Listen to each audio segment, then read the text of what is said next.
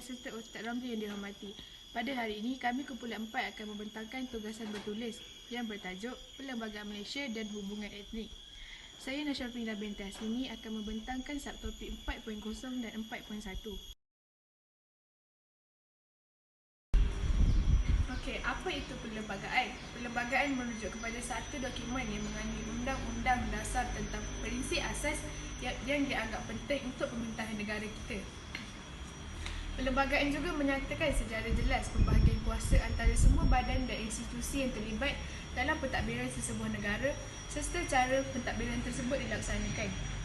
Perlembagaan juga mengandungi prinsip tentang kaitan antara sebuah badan pemerintahan dan pemerintahan yang lain. Yang pertama, prinsip-prinsip asas ataupun fundamental. Fundamental menggariskan ciri-ciri umum tentang corak pemerintahan, kuasa perundangan, kebebasan asasi dan lain perkara yang berkenaan pentadbiran negara dan hak-hak untuk rakyat. Yang kedua, kedudukan tertinggi ataupun supreme. Supreme menjadi undang-undang tertinggi bagi sebuah negara. Sebarang peraturan atau undang-undang lain yang digubal tidak boleh bertentangan atau melampaui bidang kuasa dan hak-hak yang diberikan kepada rakyat. Dan yang terakhir sekali iaitu kukuh ataupun rigid. Rigid tidak boleh diubah atau dipinda dengan sewenang-wenangnya kecuali mengikut prosedur yang telah digariskan oleh perlembagaan. Yang seterusnya, kenapa perlunya perlembagaan? Yang pertama, perlembagaan menetapkan peraturan-peraturan negara.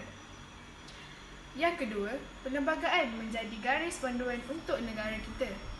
Yang ketiga, perlembagaan memelihara keamanan dan kestabilan politik. Dan yang terakhir, perlembagaan memperuntukkan hak tertentu kepada setiap warga dalam negara dan konteks perhubungan kaum.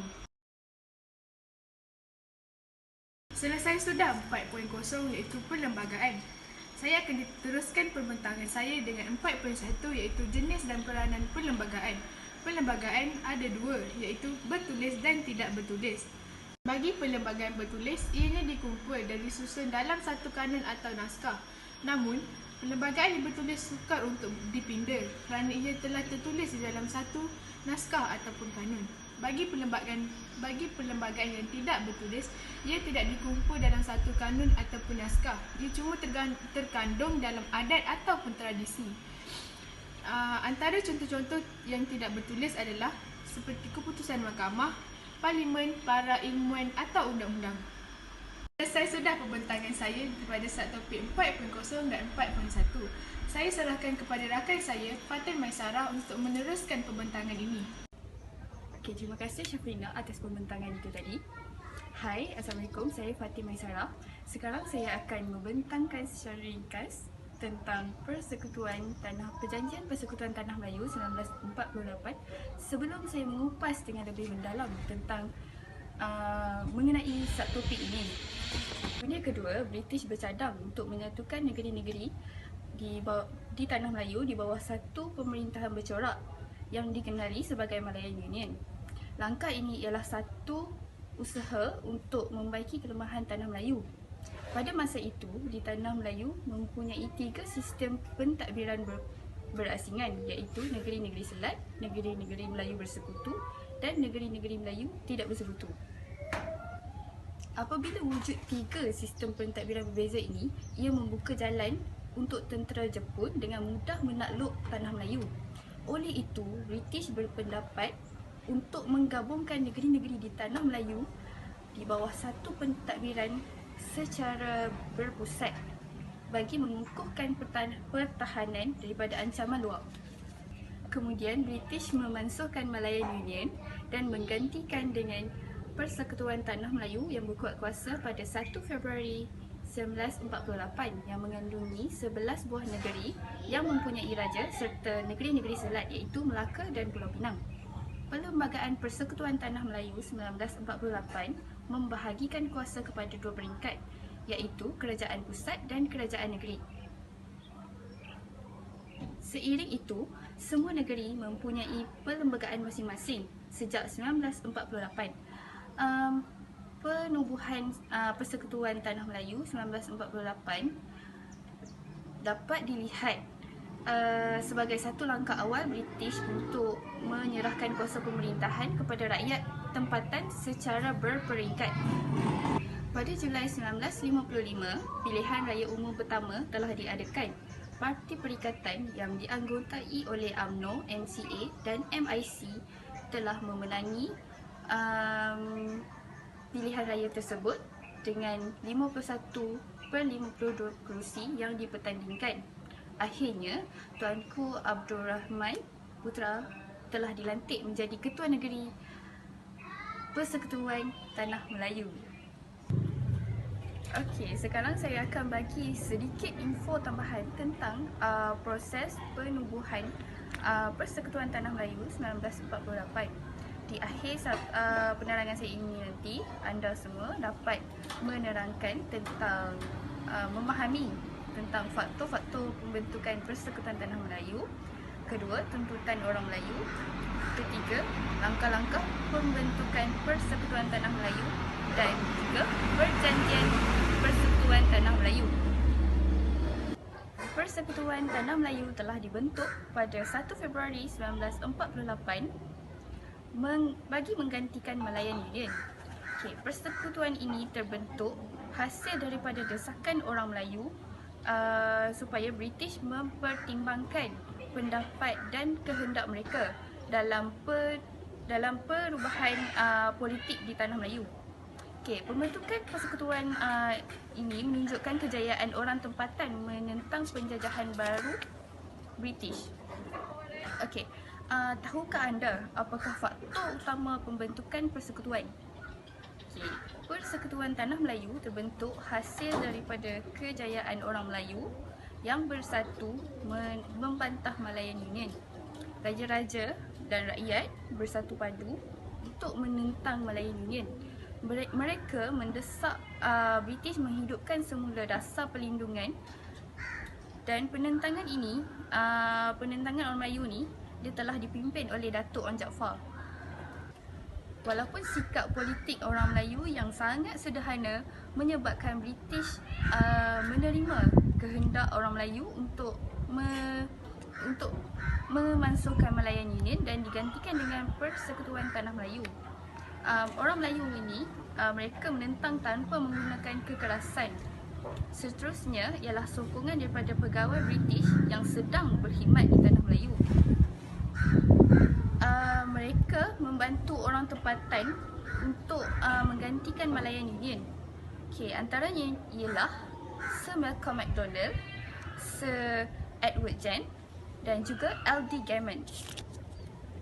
Persekutuan Tanah Melayu juga dibentuk disebabkan oleh sokongan daripada bekas pegawai British yang pernah berkhidmat di Tanah Melayu. Mereka menolak dasar menakluk Tanah Melayu. Antaranya ialah Sir Frank Sydenham, Sir R.D. Winstead, Sir George Maxwell dan juga Sir Cecil Clementi. Piagam Atlantik 1945 yang dikeluarkan oleh Persatuan Bangsa-Bangsa Bersatu iaitu PBB menyumbang ke arah pembentukan Persekutuan Tanah Melayu. Apakah isi kandungan piagam tersebut? Menurut piagam ini, PBB tidak menggalakkan penjajahan bentuk baru terhadap negara kolonial. Mereka mengesyorkan untuk memberi latihan ataupun kemerdekaan kepada penduduk tempatan. Bagaimana? Masih fokus dengan tajuk pembincangan kita? Faktor seterusnya ialah UMNO dan Raja-Raja Melayu tidak menuntut kemerdekaan. Mereka hanya menuntut rundingan untuk menolak Malayan Union sahaja. British bimbang orang Melayu terpengaruh akan parti politik Indonesia yang berbentuk radikal seperti PKMM, API, Batas dan juga AWAS. Di samping itu, Persekutuan Tanah Melayu dibentuk kerana semangat perpaduan orang Melayu daripada semua golongan. Pemimpin dan rakyat membantu bersatu menentang penjajahan bentuk baru melalui Malayan Union. Baiklah, kita teruskan perbincangan berkaitan tajuk ini. Beberapa langkah diambil bagi menjayakan pembentukan Persekutuan Tanah Melayu 1948. Antaranya penumbuhan jawatan kuasa eksekutif. Jawatan kuasa ini terdiri daripada 12 orang ahli seperti pegawai kanan British, pemimpin UMNO dan wakil Raja-Raja Melayu. Mesyuarat ini telah diadakan di King's House, Kuala Lumpur. Sebelum Persekutuan Tanah Melayu dibentuk, orang Melayu telah membuat 5 tuntutan terhadap British. Tuntutan ini muncul selepas mesyuarat jawatan kuasa eksekutif. Apakah tuntutan tersebut ya? Pertama, Raja-Raja Melayu dan UMNO menolak semua prinsip dan struktur Malayan Union. Kedua, mereka mahu sebuah persekutuan seperti negeri-negeri Melayu bersekutu. Ketiga, menolak kerakyatan terbuka Malayan Union. Keempat, meminta dasar perlindungan dipulihkan. Dan terakhir, menuntut supaya kedudukan Raja-Raja Melayu diakui semula. Akhirnya, Persekutuan Tanah Melayu ditandatangani pada 21 Januari 1948 antara Raja-Raja Melayu dan juga British di King's House sekali lagi. Dengan perjanjian ini, Persekutuan Tanah Melayu telah ditubuhkan secara rasminya pada 1 Februari 1948. Untuk mengukuhkan lagi pengetahuan tentang tajuk ini, elok rasanya kita bincangkan bagaimana sistem pentadbiran Persekutuan Tanah Melayu ini berfungsi. Berdasarkan rajah yang dipaparkan, kongsian kuasa antara Raja-Raja dan Pesuruhjaya Tinggi pada peringkat pusat. Pentadbiran pada peringkat pusat dibantu oleh Majlis Eksekutif Persekutuan dan Majlis Perundangan Persekutuan. Manakala di peringkat negeri pula, Sultan menjadi ketua negeri dan berkuasa melantik Menteri Besar. Perjanjian Persekutuan Tanah Melayu 1948 telah mengasaskan pembahagian kuasa yang membentuk senarai persekutuan dan senarai negeri. Selain itu, persekutuan ini merupakan gabungan 11 buah negeri. Konsep raja berperlembagaan telah diwujudkan.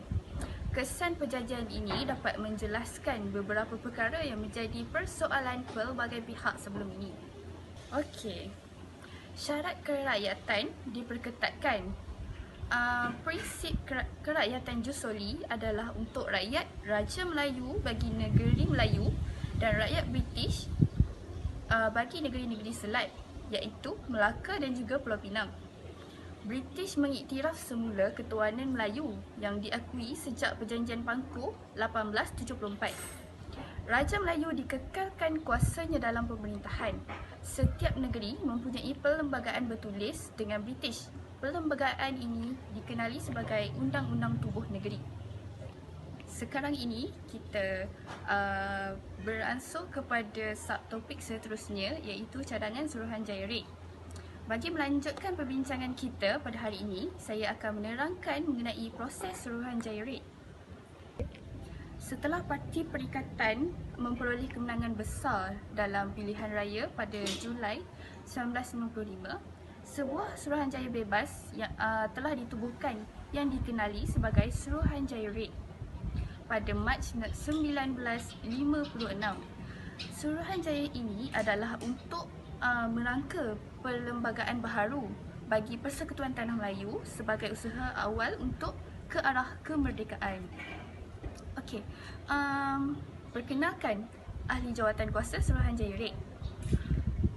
Pertama, Lord Reid dari Britain sebagai pengerusi. Kedua, Sir Ivor Jennings dari Britain. Ketiga, Sir William McKerr dari Australia. Keempat, Hakim B. Malik dari India. Akhir sekali, Hakim Abdul Hamid daripada Pakistan. Bagi merangka perlembagaan baharu ini, ia perlu berpandukan kepada 5 syarat berikut. Syarat pertama, membentuk sebuah negara persekutuan dengan kerajaan pusat yang kuat. Kedua, mengekalkan hak dan kedudukan raja-raja Melayu sebagai pemerintah perlembagaan di negeri masing-masing. Ketiga, memelihara kedudukan istimewa orang Melayu serta hak-hak yang sah untuk kaum lain. Dan keempat, wujudkan sistem kewarganegaraan yang seragam. Akhir sekali, menubuhkan sebuah negara berasaskan prinsip-prinsip demokrasi. Dalam usaha untuk membentuk sebuah negara berkerajaan sendiri, Suruhanjaya Red telah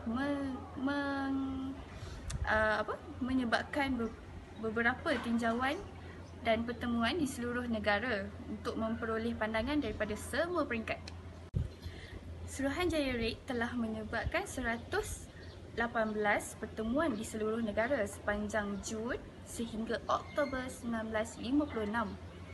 Pada Mei 1957, Jawatan Kuasa Kerja ditubuhkan yang terdiri daripada 11 orang ahli bagi menyemak dan mengkaji semula laporan yang telah dibentangkan oleh Suruhanjaya Red setelah meneliti pandangan dan maklum balas pelbagai pihak. Okey, setakat itulah proses untuk Suruhanjaya Red dan saya serahkan pembentangan ini kepada Syazwani. Sekian, terima kasih. Assalamualaikum warahmatullahi taala wabarakatuh. Nama saya Nur Syazwani binti Abdul Wahab dan pada hari ini saya akan membentangkan subtopik 4.2.3 dan juga 4.2.4. 4.2.3 iaitu Memorandum Perikatan dan Tolak Ansur antara kaum 1956-1957 serta 4.2.4 iaitu Ciri-ciri Perlembagaan Persekutuan Tanah Melayu 1957. Okey, sebelum itu saya ingin berterima kasih kepada rakan saya Fatimah Sarah yang telah membentangkan 4.2.1 dan juga 4.2.2. Okey, rakan saya telah membentangkan mengenai Suruhanjaya Red iaitu yang diketuai oleh Lord Reed. Okey, saya akan sambung sedikit mengenai Suruhanjaya Red. Okey, Suruhanjaya Red menerima 131 memorandum bertulis daripada pelbagai golongan masyarakat, namun terdapat dua yang mempengaruhi Perlembagaan Persekutuan Tanah Melayu iaitu daripada Parti Perikatan dan juga Raja-Raja Melayu. Okey, seperti yang kita tahu, Parti Perikatan terdiri daripada UMNO, MIC dan juga MCA. UMNO diketuai oleh orang Melayu, MIC diketuai oleh orang India dan juga MCA diketuai oleh orang Cina. Kemudian terdapat dua ciri penting di dalam memorandum Parti Perikatan iaitu pengekalan 4 unsur tradisi Melayu dan juga pengiktirafan hak kaum bukan Melayu sebagai warga negara melalui prinsip jus soli. Okey, 4 unsur itu terdiri daripada institusi beraja, agama Islam, bahasa Melayu dan juga kedudukan istimewa orang Melayu. Okey, yang kedua iaitu pengiktirafan hak kaum bukan Melayu melalui sebagai warga negara melalui prinsip jus soli. Okey, jus soli bermaksud hak kerakyatan yang diberi berdasarkan tempat kelahiran tanpa mengira bangsa dan juga keturunan. Bermaksud di sini seperti orang Cina ataupun orang India yang telah datang ke dalam negara kita sebelum merdeka, mereka diberi hak kerakyatan kerana mereka telah bermasauting ke dalam negara kita dan mereka diiktiraf sebagai warga negara melalui prinsip jus soli. Itu maksud jus soli. Okey, kemudian Suruhanjaya Red telah memperakui sebahagian besar daripada cadangan yang terkandung dalam memorandum Parti Perikatan. Kerana Lord Reed menganggap itu adalah cadangan yang terbaik kerana ia dihasilkan melalui permuafakatan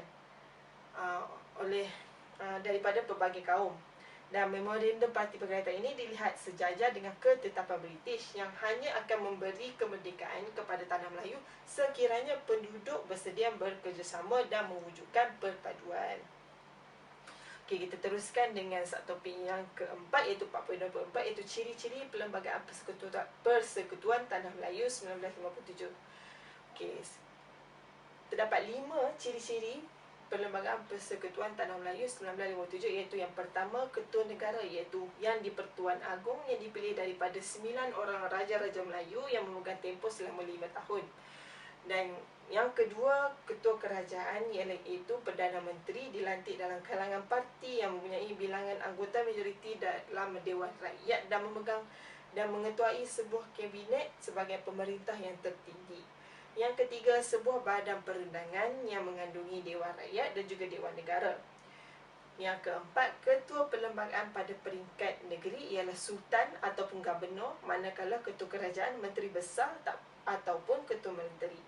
Yang kelima, setiap negeri mempunyai Dewan Undangan Negeri yang dipilih melalui pilihan raya setiap 5 tahun. Okey.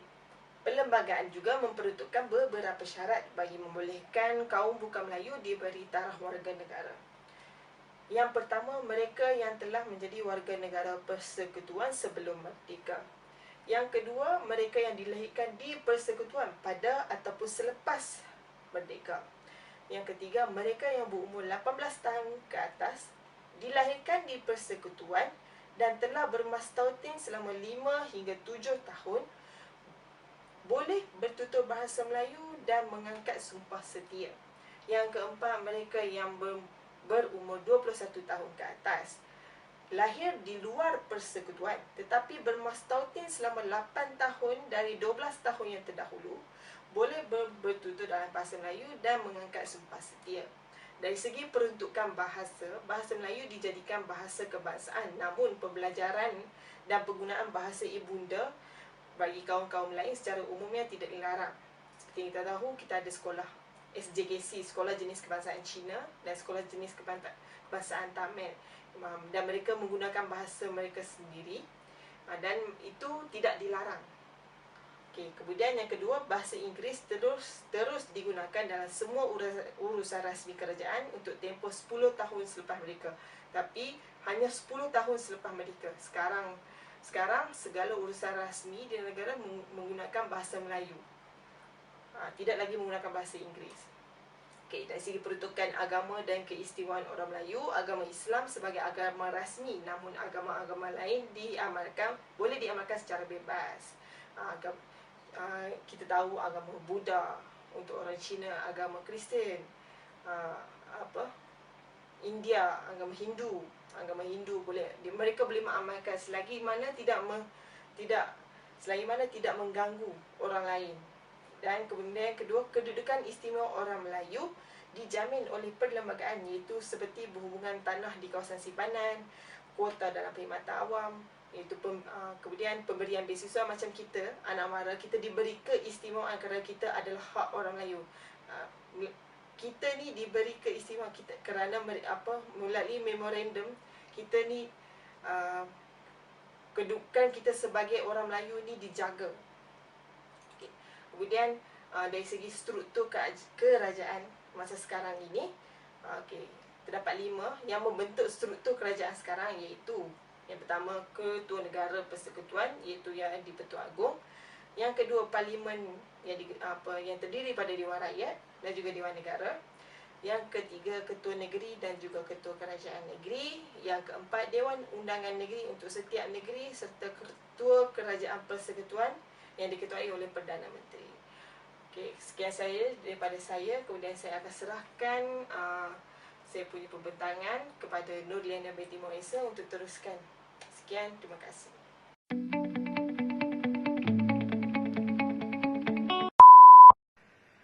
Terima kasih Nur Syazwani. Baiklah, nama saya Nurliana binti Muhammad Isa. Saya akan menerangkan tentang 4.3, iaitu kandungan perlembagaan persekutuan. Dalam kandungan perlembagaan persekutuan terdapat 183 perkara dalam 15 bahagian, iaitu perlembagaan persekutuan asas kepada pembentukan sebuah negara baharu. Ini dikenali sebagai Persekutuan Tanah Melayu pada 31 Ogos 1957. Persekutuan Tanah Melayu telah diisytiharkan sebagai Malaysia pada 16 September 1963 setelah kemasukan Sabah, Sarawak dan Singapura ke dalam Malaysia. Kemasukan Sabah, Sarawak dan Singapura ke dalam Malaysia telah menyebabkan Perlembagaan Persekutuan 1957 dipinda. Oleh itu, Singapura terpaksa berpisah dari Malaysia pada 9 Ogos 1965 tanpa menjejaskan perkara-perkara asas yang telah dipersetujui oleh semua kaum dan perlembagaan. Perlembagaan persekutuan mempunyai 3 aspek, iaitu semangat, peruntukan dan pelaksanaan perlembagaan. Oleh itu, sebagai perumusan, segala peruntukan yang berlandaskan konteks sosial dipersetujui oleh semua kaum semasa perlembagaan di Guban. Pembintangan akan diteruskan kepada Mimi. Terima kasih. Assalamualaikum warahmatullahi wabarakatuh. Nama saya Tuan Mimi Asmita binti Hassan. Terima kasih kepada kawan saya Diana. Topik yang seterusnya ialah 4.4 Perlembagaan Persekutuan dalam konteks hubungan etnik, di mana perlembagaan persekutuan mempunyai peranan yang tersendiri dalam konteks hubungan etnik di Malaysia yang kita boleh disifatkan sebagai konteks sosial yang mengikat yang mengikat rakyat Malaysia. Selain itu, perlembagaan ini juga memperkukuhkan gabungan unsur-unsur tradisi masyarakat Melayu dengan kepentingan sas kaum-kaum lain melalui pemberian kewarganegaraan selepas merdeka. Kedua-dua peruntukan ini diiktiraf sebagai perkara sensitif yang dilindungi oleh undang-undang. Seterusnya, poin 4.41 Perlembagaan Persekutuan dalam konteks sebagai konteks sosial antara kaum. Apa yang dikatakan sebagai konteks sosial?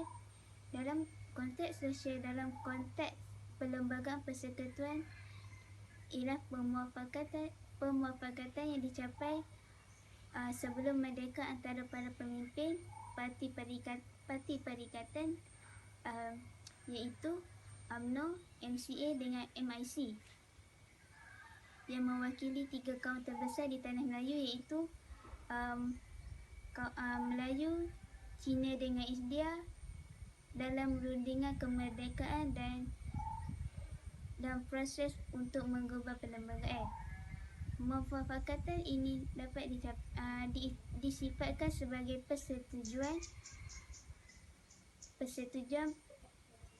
antara masyarakat berbilang kaum secara keseluruhan. Pemufakatan ini dapat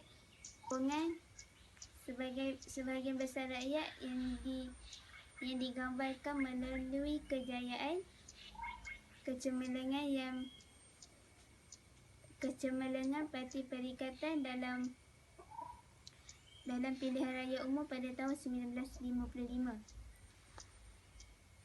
Dengan adanya konteks sosial ini, rundingan ke arah kemerdekaan dapat berjalan lancar dan teratur melalui semangat pemufakatan yang akhirnya perlembagaan yang dapat diterima oleh kaum pada tahun 1957. Seterusnya, konsep sosial ini bermula di Eropah pada abad ke-17 dan ke-18 yang dipelopori oleh tokoh-tokoh seperti Reznor, George Lutz dan Thomas Hoddes. Ini merujuk persetujuan bersama rakyat sesebuah negara berkaitan dengan hak dan tanggungjawab mereka yang melibatkan 3 pihak iaitu pencipta kepercayaan, memberi kepercayaan dan penerima manfaat kepercayaan. Hubungan ini terjalin berdasarkan saling mempercayai antara satu sama lain, dan mengekalkan hubungan ini penting dalam menjaminkan keutuhan sesebuah negara. Jika kepercayaan ini mula terhakis, maka pemerintahan akan kehilangan kuasa untuk melaksanakan dasar-dasar yang ingin dilaksanakan. Seterusnya saya akan serahkan kepada Nur Fatihah. Terima kasih. Hai, Assalamualaikum. Nama saya Nur Fatihah. Okay, terima kasih kepada sahabat saya Mimi Hasni atas komentar beliau sebentar tadi. Okey, saya akan meneruskan untuk tajuk seterusnya 4.4.2 iaitu unsur-unsur tradisi dalam perlembagaan sebagai kontrak sosial. Okey, dalam topik ini kita akan membincangkan iaitu Perlembagaan Persekutuan 1957. Okey, dalam Perlembagaan Persekutuan 1957 ini terdiri daripada 4 isi kandungan iaitu pemerintahan beraja, agama Islam sebagai agama rasmi persekutuan, bahasa Melayu sebagai bahasa kebangsaan dan hak kedudukan istimewa orang Melayu. Okey, antara 4 ini saya hanya akan menerangkan 2 daripadanya iaitu pemerintahan beraja dan agama Islam sebagai agama rasmi persekutuan. Apa keistimewaan Perlembagaan Persekutuan 1957? Yang pertama, pengekalan unsur-unsur tradisi kewarganegaraan untuk membentuk Malaysia sebagai negara yang membilang kaum seperti terdiri daripada kaum Melayu, Cina, India dan sebagainya. Yang kedua, membuka ruang kepada orang yang bukan Melayu untuk menjadi warga negara dengan mendapatkan hak dan kedudukan yang sama seperti peribumi yang lain. Okey, Perlembagaan Persekutuan 1957. Isi kandungan yang pertama iaitu pemerintahan beraja. Okey, yang kita tahu raja berkuasa mutlak dalam semua urusan pentadbiran tetapi dengan dibantu oleh para pembesar. Yang kedua, semasa penjajahan British, Raja-Raja Melayu ditilak sebagai pemerintah yang berdaulat. Namun, dalam sesetengah perkara, mereka hendaklah mendapatkan nasihat daripada Presiden dan penasihat kerajaan British. Okey, disebabkan benda ini, keadaan ini berlarutan dan menyebabkan tercetusnya Perang Dunia Kedua. Yang ketiga, selepas Perang Dunia Kedua, British telah memperkenalkan sebuah negara kesatuan di tanah Melayu yang dikenali sebagai Maryland Unit. Cadangan ini tidak diterima oleh orang Melayu dan telah dimasukkan dan ianya digantikan dengan satu perlembagaan baru iaitu Persekutuan Tanah Melayu 1948. Selepas merdeka, institusi pemerintahan beraja terus dikekalkan sehingga ke hari ini. Seiring dengan demokrasi barat, institusi beraja telah membuat pengubahsuaian untuk membuat ianya seiring dengan demokrasi berparlimen.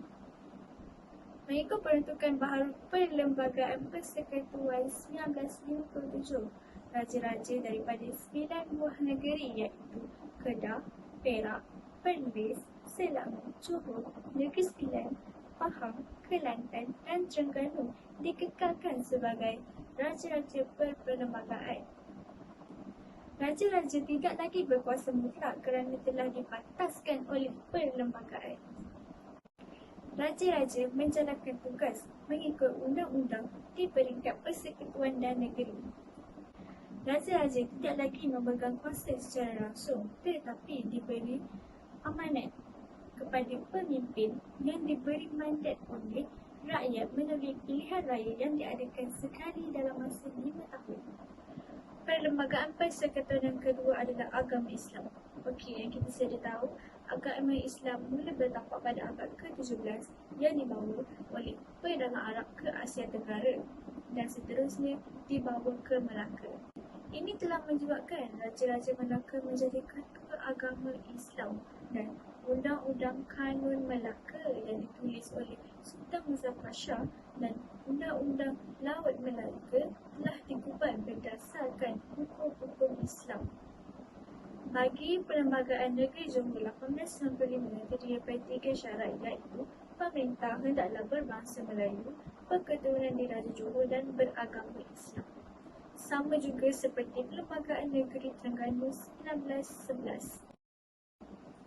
Dan perkara 57 menyebutkan bahawa agama Islam hendaklah menjadi agama rasmi bagi negeri-negeri tersebut.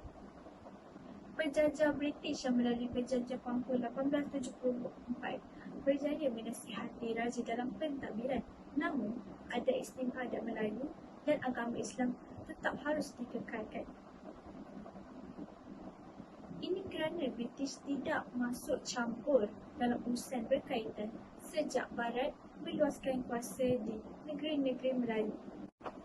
Agama bagi persekutuan, perkara 3.1. Seperti yang kita tahu, agama Islam adalah agama rasmi persekutuan. Namun, ia tidak menjejaskan bagi agama-agama lain. Agama-agama lain bebas untuk mengamalkan secara damai agama-agama mereka di mana-mana bahagian persekutuan. Selepas merdeka, agama Islam terus dipelihara di bawah perkara 3.1 iaitu kedudukan istimewa bagi agama Islam dari segi kewangan dalam pelbagai bentuk keuangan. Yang kedua, Yang di-Pertuan Agong haruslah dikekalkan sebagai seorang yang beragama Islam. Yang ketiga adalah menyekat penyebaran agama lain kepada orang yang menganut agama Islam. Perkara 11, Perlembagaan Persekutuan terdiri daripada dua, iaitu hak atau kebebasan kepada semua orang untuk menganut agama masing-masing. Namun, tertakluk kepada sekatan di bawah pasal 4, perkara 11, iaitu seperti yang saya bantah dari dalam perkara 3.1, iaitu menyekat penyebaran agama lain kepada agama Islam, kepada orang yang menganut agama Islam. Okey. Ianya menjadi kesalahan jika kita menggalakkan seseorang yang beragama Islam untuk menukar agama mereka. Yang kedua, menyebabkan kanak-kanak terpengaruh dengan unsur-unsur bukan Islam. Yang ketiga adalah mendekati orang Islam dengan bertujuan untuk bersyarah tentang perkara-perkara yang berkaitan dengan bukan Islam. Yang keempat adalah menghantar apa-apa bahan yang berkaitan dengan bukan Islam. Yang kelima, Perlembagaan Persekutuan membenarkan peruntukan untuk pengajaran agama Islam kepada pelajar di semua sekolah bantuan penuh kerajaan, tetapi dengan syarat pelajar di sekolah itu hendaklah tidak kurang daripada 15 orang. Okey, demikian sahaja pembentangan saya tentang dua isi kandungan Perlembagaan Persekutuan 1997, iaitu sistem pemerintahan beraja dan agama Islam sebagai agama rasmi persekutuan. Lagi dua, saya akan serahkan kepada kawan saya, Nurliana, untuk meneruskan pembentangan beliau. Terima kasih. Terima kasih Nur Fatihah. Seterusnya saya akan teruskan dengan bahasa Melayu. Bahasa Melayu telah lama menjadi bahasa perantaraan, iaitu lingua franca di gugusan Kepulauan Melayu sebelum kedatangan penjajah barat di Asia Tenggara. Struktur dan sifat yang juga mudah untuk dipelajari. Ianya tidak sukar untuk dikuasai oleh penduduk luar negara yang berhijrah ke gugusan Kepulauan Melayu. Bahasa Melayu juga diguna sebagai bahasa perantaraan antara penduduk tempatan dengan masyarakat yang berhijrah dari luar ke dalam negara. Saya ada sedikit sejarah tentang bahasa Melayu, iaitu sebelum Perang Dunia Kedua, bahasa Melayu digunakan untuk keperluan rasmi jabatan kerajaan, iaitu seperti mesyuarat, urusan surat menyurat, penulisan minit mesyuarat dan persidangan perundangan di negeri-negeri Melayu. Para pegawai Eropah juga dihantar bertugas di tanah Melayu, juga dikehendaki mempelajari dan menguasai bahasa Melayu. Mereka tak ada masalah untuk mereka mempelajari bahasa Melayu, malah sebilangan besar daripada mereka telah menguasai bahasa Melayu sehingga menjadi sarjana bahasa Melayu. Selepas Perang Dunia Kedua, iaitu selepas penerimaan sistem perundangan Inggeris, Perjanjian Melayu Union dan Persekutuan Tanah Melayu, masyarakat tempatan yang mempelajari bahasa Inggeris semakin ramai. Jadi, bahasa Inggeris semakin diterima sebagai bahasa pentadbiran di tanah Melayu. Perlembagaan Melayu Union pernah menyebut bahawa bahasa rasmi untuk mesyuarat Majlis Raja-Raja, Majlis Mesyuarat Kerja Negeri dan Majlis Mesyuarat Kerajaan Negeri-Negeri Selat ialah bahasa Melayu dan bahasa Inggeris. Setelah Melayu Union dimansuhkan, Perjanjian Persekutuan Tanah Melayu pada tahun 1948 yang menggantikannya telah mengekalkan bahasa Inggeris dan bahasa Melayu sebagai bahasa rasmi dalam Majlis Mesyuarat Kerajaan Persekutuan, kecuali catatan dalam bentuk penulisan mesti dilakukan dalam bahasa Inggeris. Selepas merdeka, bahasa Melayu telah dijadikan sebagai bahasa kebangsaan. Dan Akta Bahasa Kebangsaan digubal menjadi bahasa Melayu sebagai bahasa rasmi pada tahun 1967. Manakala bahasa Melayu juga menjadi bahasa Malaysia pada tahun 1969. Perkara 152 dalam Perlembagaan Persekutuan. Bahasa Melayu mesti digunakan untuk maksud-maksud rasmi dan dalam bentuk tulisan yang telah ditetapkan oleh Undang-Undang Persekutuan. Selain itu, memberi taraf kebangsaan kepada bahasa Melayu memberi kesan yang lebih luas, iaitu bahasa Melayu secara automatik menjadi bahasa perantaraan yang digunakan dalam semua bahasa dan bahasa-bahasa yang lain. Selain itu, saya akan terangkan tentang rasmi. Apa itu maksud rasmi? Biasa kalau kita dengar, kalau rasmi ni lebih kepada utusan. Maksudnya perkara-perkara macam undang-undang rasmi. Undang-undang ni kita tak boleh langgar. Itu maknanya rasmi. Bila dah rasmi, maknanya dah disahkan. Untuk lebih lanjut, saya akan terangkan rasmi ni dah apa-apa jua maksud kerajaan, sama ada kerajaan persekutuan atau kerajaan negeri, dan termasuklah apa-apa maksud sesuatu pihak yang berkuasa awam. Maksudnya orang yang berkuasa yang berhak mengeluarkan benda yang rasmi, benda yang masyarakat patut ikut. Macam tu. Rasmi ini tercatat di bawah perkara 152, iaitu Perlembagaan Persekutuan dan Seksyen 1 Akta Bahasa Kebangsaan pada tahun 1967. Untuk rumusan, matlamat utama untuk menjadikan bahasa Melayu sebagai bahasa kebangsaan dan bahasa rasmi yang tunggal dan juga bertujuan untuk menyatukan rakyat berbilang kaum melalui penggunaan satu bahasa yang sama. Maksudnya bila kita gunakan bahasa yang sama, macam kita dekat Malaysia ni gunakan India, Cina, Melayu, tapi kita still lagi bercakap dalam bahasa Malaysia, which is bahasa Malaysia ni semua orang, semua kaum perlu menggunakan bahasa tersebut. Supaya lagi mudah untuk kita berkomunikasi, berinteraksi, bekerjasama. Macam yang kita gunakan Satu Malaysia. Satu Malaysia tu bagus. Maknanya Satu Malaysia ni menggabungkan tiga kaum dekat Malaysia ni untuk bergabung dan paling penting lah, senang untuk berkomunikasi lah. Untuk berkomunikasi menggunakan bahasa Malaysia.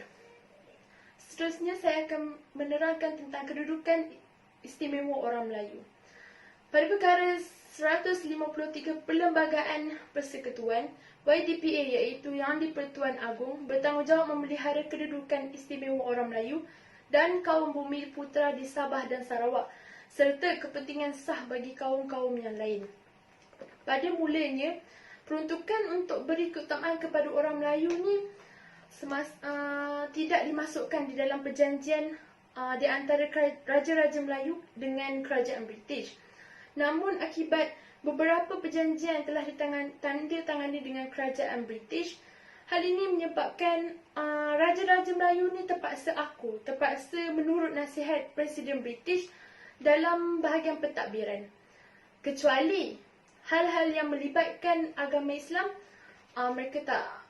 dia tak masuk campur dalam melibatkan hal agama Islam.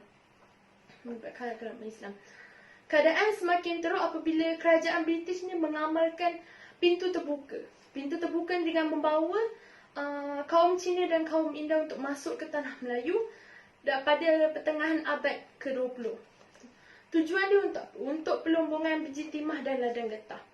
British juga dia membiarkan orang Melayu ni kekal dengan tradisi lama. Tradisi lama orang Melayu, mereka tidak membenarkan atau tidak memberi peluang kepada orang-orang Melayu untuk turut serta melibatkan diri dalam arus pembangunan ekonomi yang lebih moden. Selepas Perang Dunia Kedua, British menganggap sistem pemerintahan Tanah Melayu tidak lagi sesuai dan memperkenalkan pemerintahan baru di bawah gagasan Malayan Union. Jadi mereka menubuhkan, selepas dia tak puas hati dengan kerajaan Melayu punya sistem, mereka menubuhkan kerajaan sendiri iaitu Malayan Union.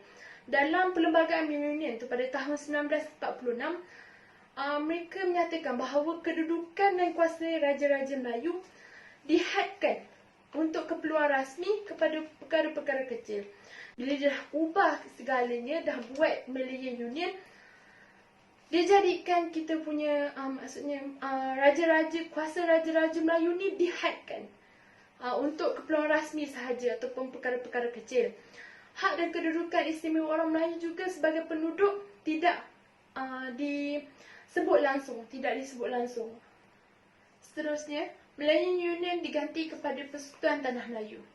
Pesuruhjaya Tinggi Persekutuan melindungi kedudukan keistimewaan orang Melayu dan kepentingan sah bagi kaum-kaum lain. Selepas merdeka, Pesuruhjaya Tinggi Persekutuan dipindah kepada YDPA yang di Pertuan Agong di bawah Perkara 153, iaitu Perlembagaan Persekutuan. Setelah Sabah dan Sarawak menyertai Malaysia, kedudukan istimewa kaum Bumiputera di kedua-dua negeri itu dipelihara dan menjadi tanggungjawab yang di Pertuan Agong. Setelah Malayan Union ni dibubarkan, jadi ditukar kepada Persekutuan Tanah Melayu. Pesuruhjaya Tinggi akan menjaga keistimewaan orang Melayu. Setelah itu, pada Perkara 153 Perlembagaan Persekutuan, Pesuruhjaya Tinggi ini dipindahkan kepada YDPA, iaitu yang di Pertuan Agong, bagi melaksanakan tanggungjawab untuk memelihara Sabah dan Sarawak serta membawa Sabah dan Sarawak menyertai Malaysia. Perkara 89 dan Perkara 90 Perlembagaan Persekutuan Tanah Rizab Melayu. Perkara ini adalah untuk melindungi tanah rizab orang Melayu daripada diambil alih atau dijual kepada orang bukan Melayu. Tanah rizab Melayu diwujudkan untuk memenuhi dua objektif, iaitu menyekat tanah kerajaan di dalam kawasan rizab Melayu daripada dilupuskan kepada kaum bukan Melayu, dan menyekat tanah daripada dibuat urus niaga persendirian antara orang Melayu dengan orang bukan Melayu. Kedudukan istimewa orang Melayu turut memperuntukkan secara khusus kemasukan perkhidmatan orang Melayu ke dalam regimen askar Melayu tanpa melibatkan penyertaan kaum-kaum lain. Pengecualian penyertaan kaum-kaum lain telah memperuntukkan dalam Perkara 8, iaitu Perlembagaan Persekutuan. Dalam kedudukan istimewa orang Melayu ini diseimbangkan dengan kepentingan sah kaum-kaum lain, iaitu hak kewarganegaraan, hak memiliki harta, hak layanan yang adil, hak untuk mengamalkan agama pilihan, hak mengembangkan bahasa ibunda. Pembentahan seterusnya akan diberikan kepada Mimi. Terima kasih. Terima kasih kepada kawan saya Diana. Seterusnya 4.43, unsur-unsur tradisi dan kepentingan sah kaum-kaum sebagai perkara sensitif yang dilindungi oleh undang-undang. Pada tahun 1971, Perlembagaan Persekutuan dan Harta Hasutan 1948 telah dipinda untuk memberi kuasa kepada Parlimen untuk meluluskan undang-undang yang melarang perbuatan yang berhubung dengan kedaulatan Raja-Raja Melayu, bahasa Melayu sebagai bahasa kebangsaan, kedudukan istimewa orang-orang Melayu dan agama Islam sebagai agama rasmi, dan kepentingan sah kaum-kaum lain dan kewarganegaraan yang diiktiraf sebagai isu-isu sensitif. Pentingnya unsur-unsur tradisi ini sehingga ia dilindungi di bawah Akta Hasutan 1448 dan dianggap sebagai isu-isu sensitif yang dilarang daripada dijadikan isu perbincangan awam. Bagi rakyat Malaysia, khususnya kaum Melayu, unsur-unsur tradisi ini penting kerana menjadikan identiti dan kestabilan negara. Unsur-unsur tradisi ini juga merupakan satu prasyarat dan permuafakatan yang diterima oleh kaum Melayu dan bukan Melayu dalam mengekalkan keseimbangan antara kaum dan bukan Melayu. Keseimbangan antara unsur-unsur tradisi dan pemberian kewarganegaraan, unsur-unsur terisier yang terdiri sebagai 4 perkara, iaitu penggumpalan institusi beraja, agama Islam sebagai agama rasmi, bahasa Melayu sebagai bahasa kebangsaan, kedudukan istimewa orang-orang Melayu. Untuk pemberian kewarganegaraan, hak untuk menganut dan mengamalkan agama pilihan sendiri dengan bebas, hak untuk mengguna dan mengembangkan bahasa dan budaya masing-masing, hak untuk memiliki harta, dan hak untuk menerima layanan yang adil dan peluang yang sama rata. Prasyarat ini menunjukkan bahawa pemimpin dahulu telah menerima satu formula bagi menyelesaikan masalah yang wujud tanpa melibatkan konflik antara etnik di tanah Melayu pada ketika itu. Menjadi satu tanggungjawab semua kaum untuk bersama-sama memelihara dan mengekalkan keseimbangan sepanjang masa dengan tidak sesekali mengungkit atau mempersoalkan mana-mana peruntukan yang telah dipersetujui oleh semua kaum dan termaktub dalam perlembagaan. Seterusnya saya akan serahkan kepada kawan saya Haras. Sekian, terima kasih. Terima kasih kepada Tuan Mini. Assalamualaikum warahmatullahi wabarakatuh. Nama saya Haras binti Mazlan dan saya akan membincangkan tentang isu-isu perlembagaan di dalam Malaysia.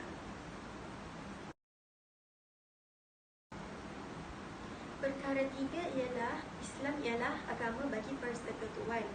Implikasinya ialah menubuh, menyelenggara, membantu penubuhan institusi Islam. Penubuhan institusi Islam di sini ialah bermaksud Jais, Jakim, Maiz, Jawi, Aikim, YA dan semua jabatan di peringkat negeri adalah di bawah bidang kuasa kerajaan. Poin yang kedua ialah melaksanakan ajaran Islam.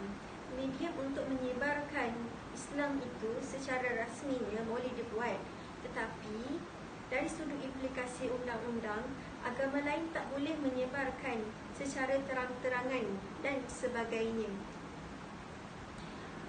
Poin yang ketiga ialah mengeluarkan perbelanjaan yang diperlukan untuk tujuan itu. Jadi kalau nak keluarkan perbelanjaan, maksudnya nak dirikan masjid ke, nak dirikan surau ke atau sebagainya, adalah di bawah bidang kuasa kerajaan sebenarnya.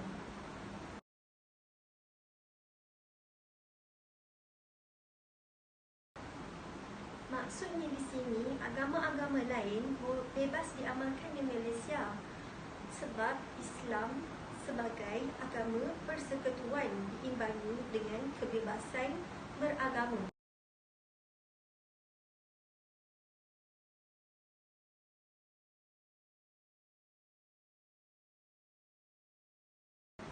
Jadi semasa zaman Kesultanan Melayu Melaka, confirmlah Islam itu dilaksanakan secara meluas sehingga kepada perundangan, iaitu Hukum Kanun Melaka dan Undang-Undang Laut Melaka. Tetapi pada zaman penjajahan pun Islam tidak diusir. Ia diberi bidang kuasa kepada Sultan untuk mentadbir. Adat Islam dan adat istiadat Melayu bermakna kat sini penjajah pun tak berani nak mengusir agama Islam.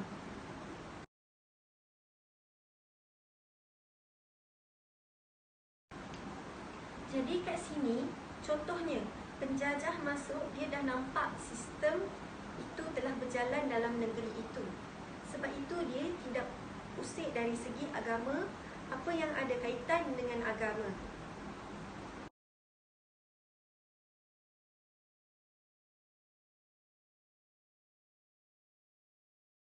Di sini bermaksud raja-raja Melayu yang berkuasa mutlak untuk mentadbir tentang agama ini.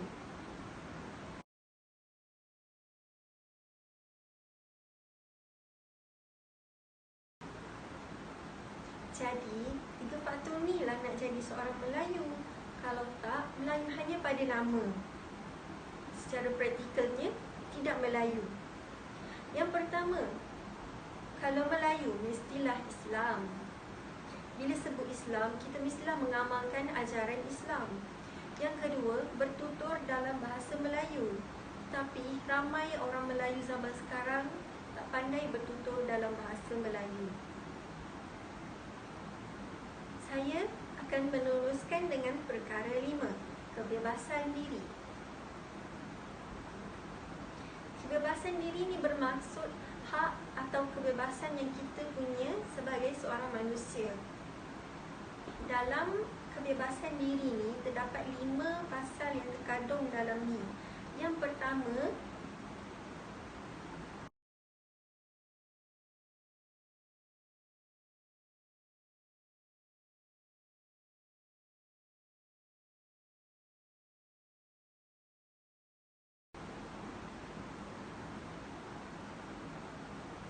jadi di sini bermaksud hak diri dia sendiri, dia nak hidup. Kita tak boleh sesuka hati nak tangkap atau bunuh seseorang tu walaupun kita tak suka dia. Pasal yang kedua ialah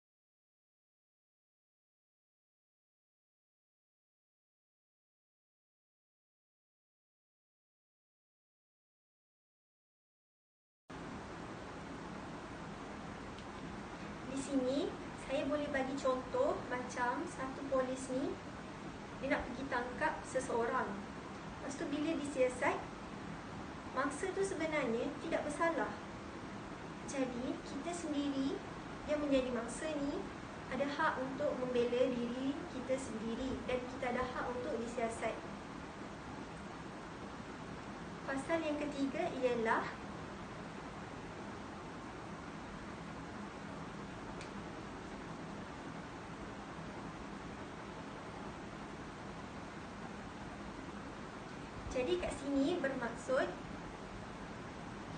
Jadi kat sini bermaksud kalau kita ditangkap, kita ada hak untuk tahu kenapa kita ditangkap.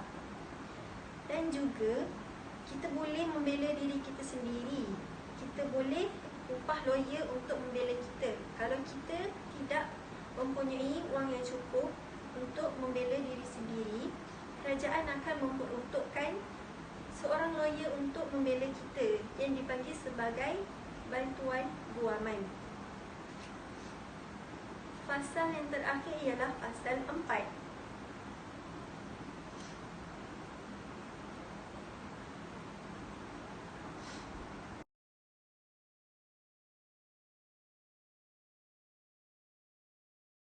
Maksudnya kat sini, kalau seseorang polis tu ingin menangkap seorang warga negara, polis tu harus mempunyai surat daripada magistrat. Tetapi kalau polis tu ingin menangkap bukan warga negara, polis tu boleh menangkap dalam masa 14 hari tanpa perlu surat. Tetapi kalau ingin menangkap seorang warga negara, perlu surat. Saya akan meneruskan dengan perkara 10. Perkara 10 ialah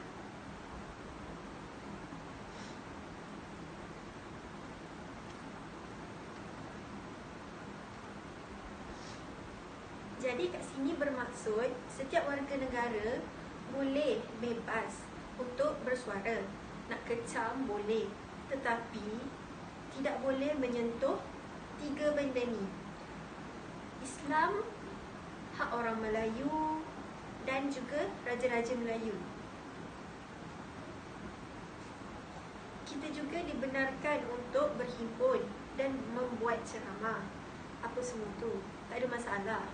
Tapi kalau macam orang nak tunjuk perasaan, kita kena minta surat daripada polis supaya polis dapat mengawal keadaan ketika tunjuk perasaan itu. Dan semua orang boleh menubuhkan apa-apa persatuan. Persatuan bahasa Cina ke, persatuan Kasing ke, persatuan bahasa India ke, persatuan Jawi ke, semua boleh. Asalkan semua persatuan tu didaftarkan bawah pendaftar pertubuhan, Registrar of Organisation of Society. Saya akan meneruskan dengan perkara 11. Perkara 11 ialah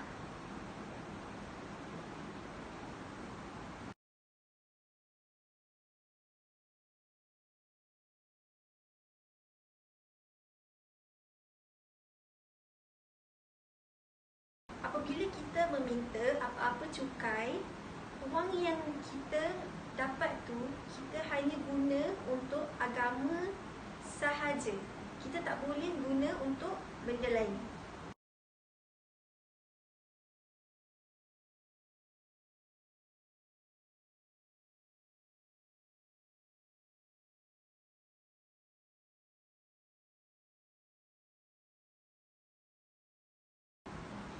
Jadi kat sini bermaksud apa-apa aktiviti kumpulan agama tu buat, dia kena lapor dekat Registrar of Society yang saya sebutkan tadi, yang bermaksud pendaftar pertubuhan.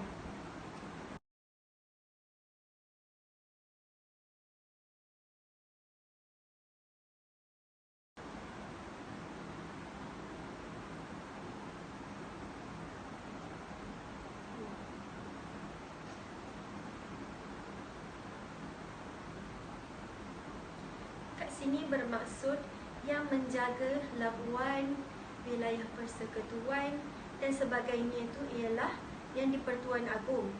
Kalau negeri-negeri ini dijaga oleh Sultan sahaja.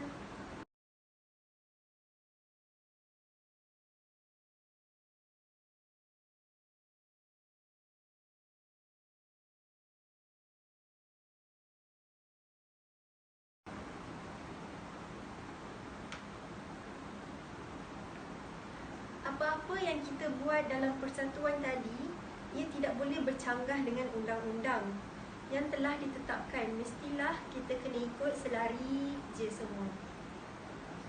Saya akan meneruskan dengan perkara 14. Perkara 14 ialah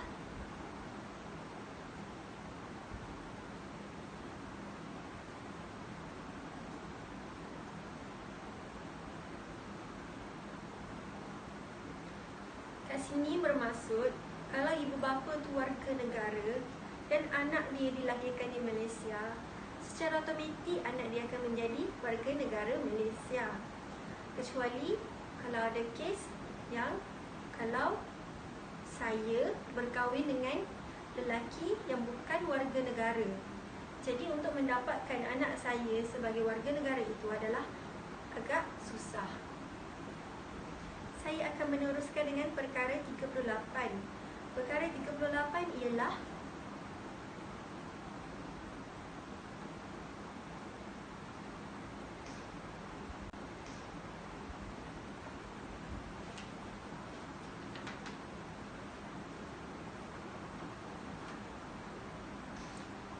okey, kita kena tahu parlimen tu ialah tempat menggubal undang-undang.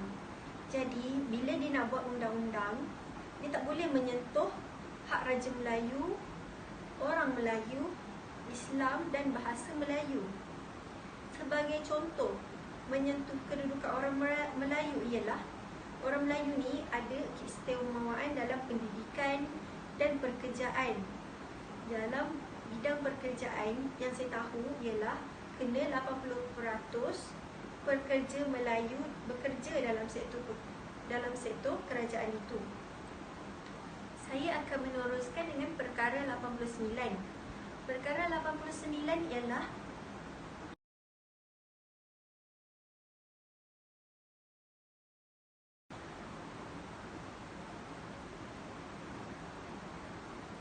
di sini saya boleh sertakan satu contoh seperti seorang pemaju menulis di satu banner yang dia ingin menjual sebuah rumah yang bertulis sebagai kawasan perumahan, taman kawasan perumahan untuk dijual, Rezab Melayu.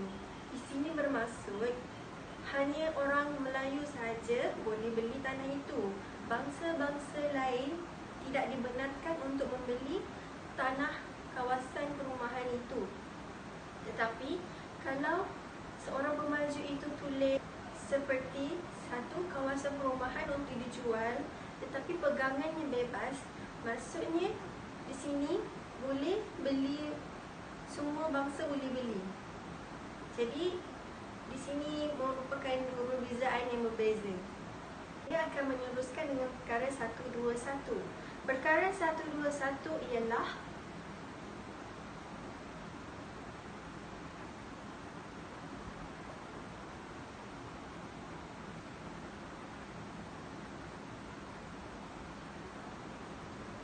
jadi di sini kita kena tahu mahkamah sivil ni mahkamah biasa yang membicarakan tentang kes pencuri, merompak, kes budak UPNM yang seperti semua tahu, seorang budak UPNM yang kena seterika satu badan. So di mahkamah sivil lah kes itu dibicarakan.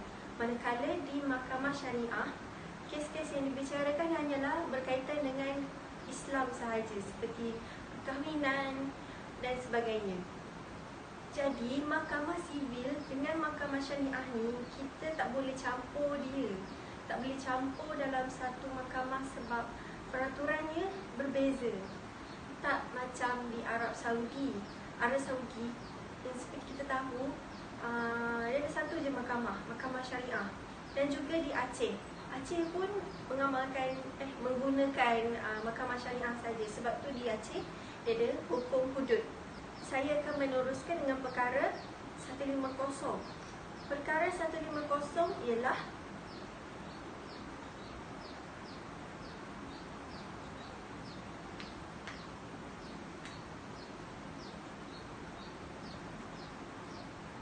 jadi kat sini dia nak bagi tahu walaupun negara kita dalam keadaan darurat, kita tak boleh menyentuh Raja-Raja Melayu, hak orang Melayu, Islam. Kita tak boleh menyentuh walaupun dalam keadaan darurat sekalipun. Ia tak boleh disentuh atau diganggu dengan apa-apa perkara sekalipun walaupun darurat. Sebab ini adalah hak-hak orang Melayu. Saya akan meneruskan dengan perkara 152. Perkara 152 ialah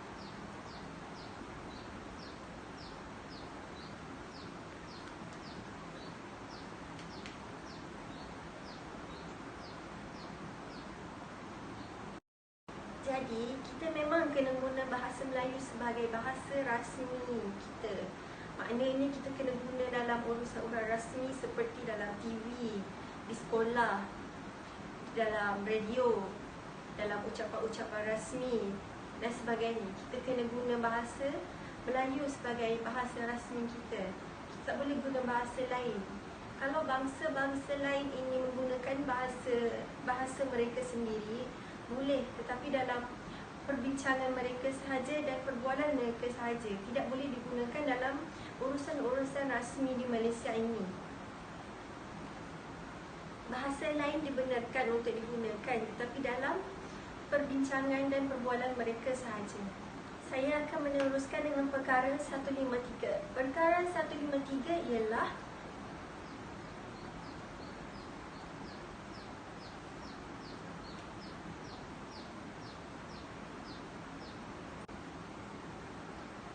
jadi kat sini dia nak bagi tahu yang orang Melayu ni dia ada keistimewaannya. Keistimewaannya ada 5 seperti agama Islam, bahasa Melayu, kedudukan orang Melayu, warga negara dan juga raja-raja Melayu. Tetapi kita tak menafikan kedudukan bangsa lain. Cuma mereka tak dapat hak-hak keistimewaan orang Melayu yang saya bagi tahu tadi. Itu sahaja. Itu sahaja daripada saya, Aris binti Mazlan, dan saya akan pas kepada Syafrina.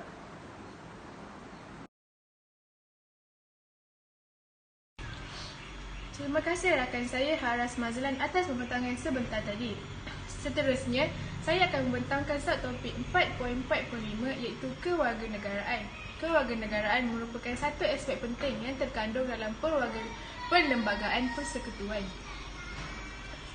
Dua perkara yang ditekankan dalam kewarganegaraan iaitu proses peroleh kewarganegaraan dan hak-hak setiap warga negara. Ada 6 cara bagi memperolehi kewarganegaraan. Yang pertama, tempat lahir. Yang kedua, undang-undang keturunan darah. Yang ketiga, perkahwinan. Yang keempat, bermastautin. Yang kelima, percantuman wilayah. Dan yang terakhir, kaedah masukan. Jadi rakan-rakan, di sini saya sertakan contoh-contoh kad pengenalan, surat beranak serta sijil-sijil kelahiran yang terdapat di Malaysia. Bagi cara pertama untuk memperolehi kewarganegaraan ialah tempat lahir ataupun lebih dikenali sebagai jusoli.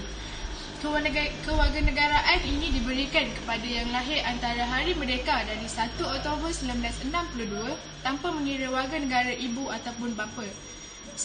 Siapa yang lahir antara Hari Merdeka dari 6 Oktober walaupun ibu bapa dia bukan warga negara, dia masih mendapat kewarganegaraan.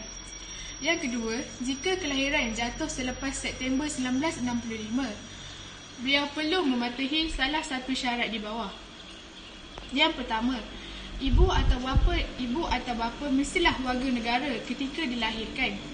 Yang kedua, ibu atau bapa bermastautin secara kekal di Malaysia semasa beliau dilahirkan. Yang ketiga, tidak mempunyai mana-mana kewarganegaraan ketika dilahirkan. Namun, seseorang tidak akan diterima kewarganegaraannya jika ibu atau bapa bukan warga negara persekutuan. Ibu atau bapa tidak bermastautin. Yang ketiga, bapa bukan warga negara Malaysia atau bebas daripada guaman serta perjalanan undang-undang. Yang terakhir, bapanya bukan warga negara persekutuan dan musuh asing serta tempat kelahirannya diduduki musuh ketika itu. Kesimpulannya, jusoli tidaklah diterima sepenuhnya kerana hanyalah bergantung kepada kewarganegaraan ibu ataupun bapa.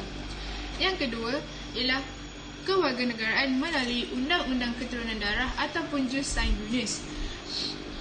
Dalam cara ini, yang berkewarganegaraan akan tetap menjadi warga negara walaupun lahir di luar negara. Yang kedua, yang dilahirkan di luar Malaysia hanya akan mendapat kewarganegaraan jika bapanya dilahirkan di Malaysia. Bapa berkhidmat di perkhidmatan awam ataupun pusat. Yang ketiga, kelahiran didaftarkan di Pejabat Konsul Malaysia dalam tempoh setahun kelahiran. Jika salah satu syarat itu dipenuhi, maka yang lahir di luar Malaysia akan mendapat kewarganegaraan. Sebagai contoh, Bapa Ahmad lahir di Malaysia dan Ahmad dilahirkan di luar negara, tetapi bapa beliau dilahirkan di Malaysia. Ahmad akan tetap mendapat kewarganegaraan walaupun dia lahir di luar negara. Yang ketiga ialah kewarganegaraan melalui cara perkahwinan. Dengan cara ini, wanita asing yang berkahwin dengan warga negara Malaysia boleh membuat permohonan dengan syarat suami menjadi warga negara pada Oktober 1962 dan perkahwinan mereka masih kekal. Namun, jika syarat tersebut tidak dapat dipenuhi, kewarganegaraan masih boleh didaftarkan jika syarat yang akan saya nyatakan ini dipenuhi. Yang pertama, bermastautin di persekutuan selama 2 tahun semasa permohonan dibuat dan berniat untuk kekal bermastautin. Yang kedua, berkelakuan baik. Dan yang ketiga, isteri warga negara boleh memohon didaftarkan sebagai warga negara jika perkahwinan telah didaftarkan.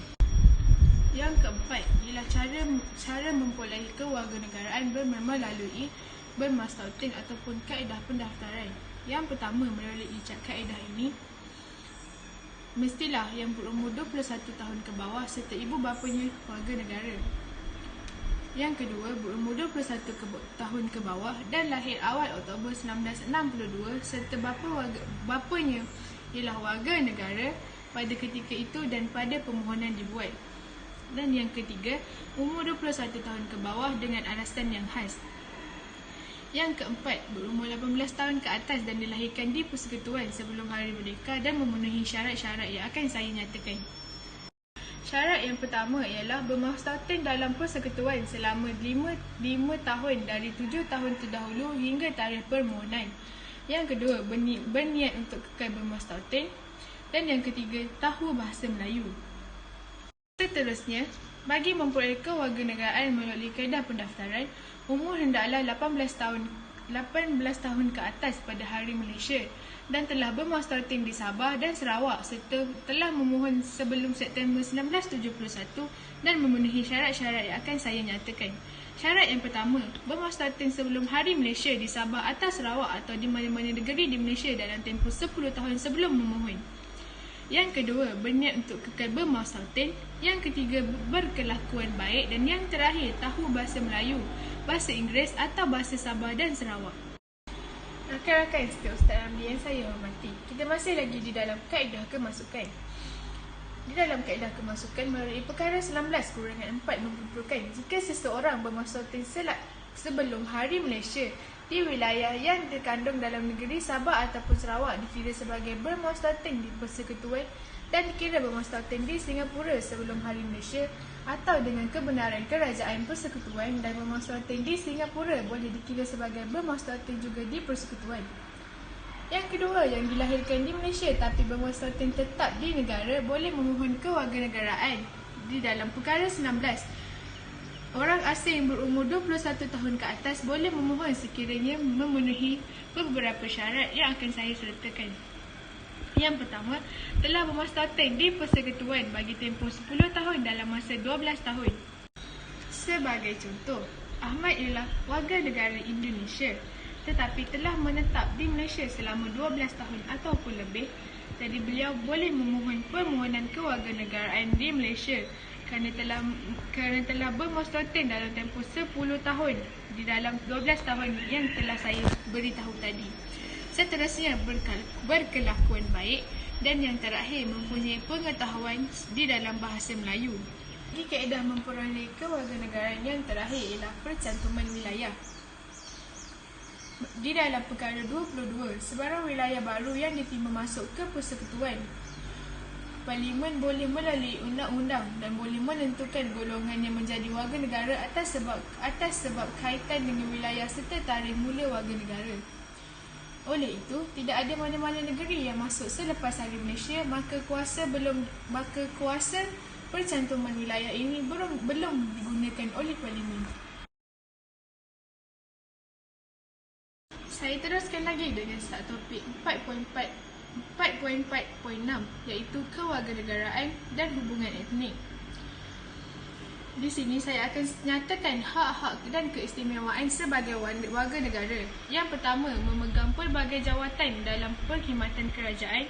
Yang kedua, menerima segala faedah dari negara. Seperti mana yang kita tahu, dalam keadaan negara kita sekarang, banyak kelebihan yang telah kerajaan peruntukkan.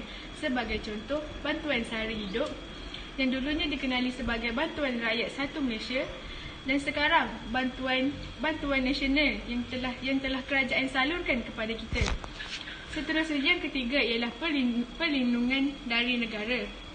Dan yang keempat, menikmati kebebasan asasi yang diperuntukkan oleh perlembagaan.